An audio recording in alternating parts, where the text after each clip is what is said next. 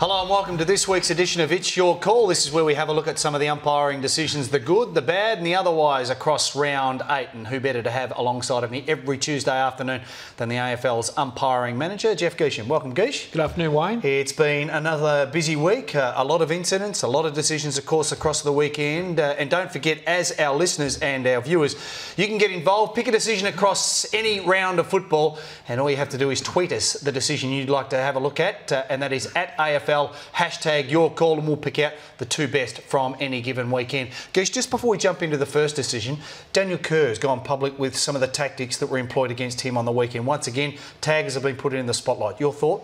Yeah, well, I read that with interest, and Daniel Kerr is a pure ball player, and we've got a lot of pure ball players right across the competition. And from our end, we want to look after the pure ball players at all times. That's not saying we go out there to identify taggers and ping them every time they go near their opponents, but clearly, tag players need to be mindful of the fact that they've got to let their opponents have a run at the fall, not to infringe, play as close as you like, but once they infringe, we should be expected to pay free kicks. But there's a difference between playing as close as you like and sometimes going outside the spirit of the game, and that is holding, blocking, chopping of an arm. I mean, you can see a forward, I can pull your jumper, umpire will see that 50 metres away and they'll blow the free kick, yet it seems as though it's not until someone speaks up on behalf of a player or a player speaks up on his own behalf that we once again go back and address it. Well, you made a very good analogy. You see a forward go to lead and a tug on the jumper. Generally, that's a one-out contest. What we're seeing around stoppages is 30 players, 15, 16 sets of players in pairs. And it's very difficult for the umpire to see every set, see what's going on with everyone. But I must admit, we try very hard. We bring our end zones up. We're watching very closely. We're instructing and talking. But there's still going to be infringements we're going to miss, unfortunately. Yeah, I know it's a tough job, and whatever we can do to help the better players in the game who aren't getting a fair trot, we do that, and let's continue to hope that that gets done. Let's have a look at the big one. Friday night, it was Collingwood against Geelong. Late in the game, important stage, Josh Hunt against Alex for solo. Yes, and we can see this is a big decision. It's the right one to the letter of the law. Yeah, no, we're comfortable with the decision. It's a correct decision. All the players know, everyone knows, we're very strong about delaying the play. In this case, Vasolo takes a mark. Hunt's not quite in the marking contest, turns around and claims him, delaying the play 50 metres. Can I just say, to the letter of the law, yes, it's there. And I think that this is clearly articulated on the umpiring DVD that we all get presented, clubs, coaches and the media. But I must admit, I went to Twitter straight away and I thought that was a very emotional decision by the umpire. Big stage, 1:11 to go. And I was of the view that we haven't seen those type of decisions. I've seen players encroach on a mark once a mark or free kick's been paid, and that decision hasn't been adhered to. So I don't mind it being paid, but the consistency of it being applied is the issue that I had. Yeah, we often hear the terminology, the umpires throw their whistle away in the last quarters and they ignore free kicks and what have you. And we say to that's just not the case at all. What we generally find is towards the end of games, particularly really close games, the players really play to the umpire's call. Don't try and infringe. They're very disciplined. But in this case, if Matt Stevic hadn't have paid that, we would be putting a cross against his name for not awarding a 50-metre penalty. It was clear, Wayne. We've got to pay those. And I heard Joel Selwood say the other day that in his mind, as a Geelong captain, he thought it was a 50-metre penalty. And he said, we want to be black and white with that stuff. That was black as far as he is concerned, and it should have been paid. And it was certainly black and white because the Magpies went on to win the game. Let's have a look at another one. This concerns the slide. Hawthorn taking on Fremantle. And I must say, it looks as though the players have adapted really well, Geesh. We've been delighted with the adaptation by the players.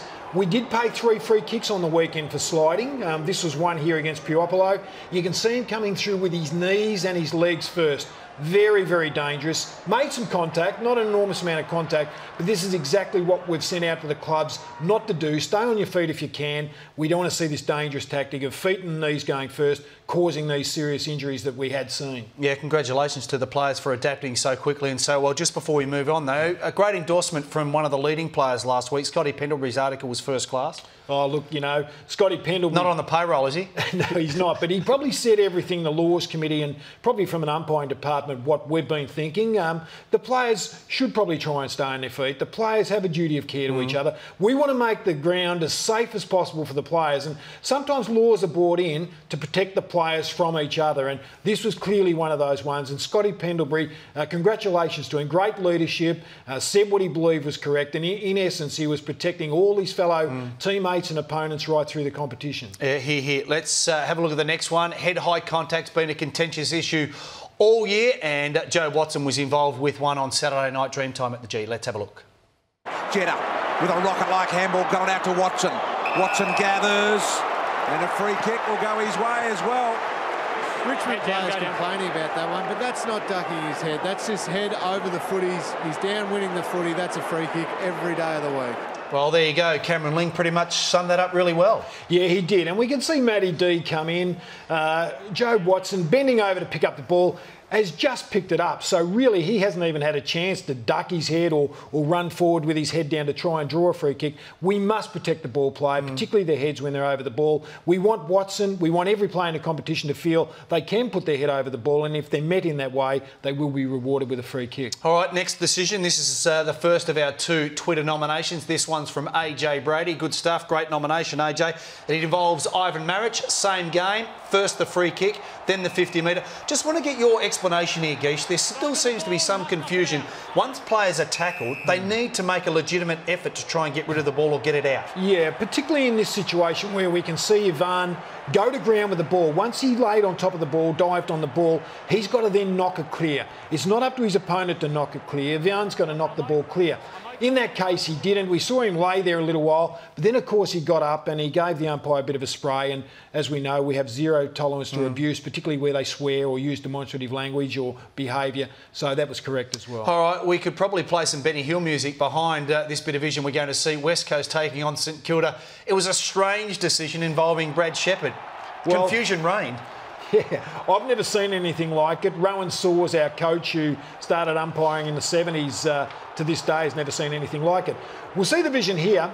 We'll see the St Kilda player take the ball, had no prior, attempted to kick as soon as he was tackled.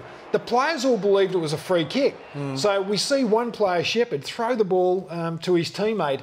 What the players have got to do, they've got to play to the umpire's call. The umpire was calling play on, no whistle had went. Young Shepherd picked up the ball thinking, oh, everyone's stopped here, I'll just throw it back to my teammate. And, of course, the umpire has to adjudicate that, and he threw the ball, so he paid a free kick for a throw. Yeah, no argument there. The final one we'll have a look at. This involved the Collingwood and Geelong game once again. Umpires all in the right position here. And it was the kick and the subsequent review, but it took a long time to see whether or not the ball went through for a behind or out of bounds as the vision rolls. Well, I'll just talk you through this bit first. We can see the 4 umpires in the vicinity on this side of the ground, where their positioning are, how they're involved. We've also got another boundary umpire on the far point post that's not highlighted, but he probably doesn't come into play with this one because we're talking about the near behind post. We can see that little ring behind Hawkins. That's the boundary umpire's head from behind, watching Hawkins' kick. We see the boundary umpire on the post, immediately blow out of bounds on the full, and we saw the goal umpire run across and go to signal a point. From there, we've got some confusion about the score, so we call for a consultation. This is where we had a communication breakdown on the weekend. Unfortunately, upstairs, we had some issues with the power. Some leads had become loose and what have you, unfortunately, and we couldn't communicate to the boys down on the ground. Matt Stevic recognised that. After about 45 seconds, he thought, this is taking too long. So it fell back to what the umpires felt on the ground. Now, what they thought on the ground was that the goal umpire believed it was a behind. The boundary umpire trailing Hawkins, following the kick, believed it was a behind. The boundary umpire in the post thought it was out of bounds on the full.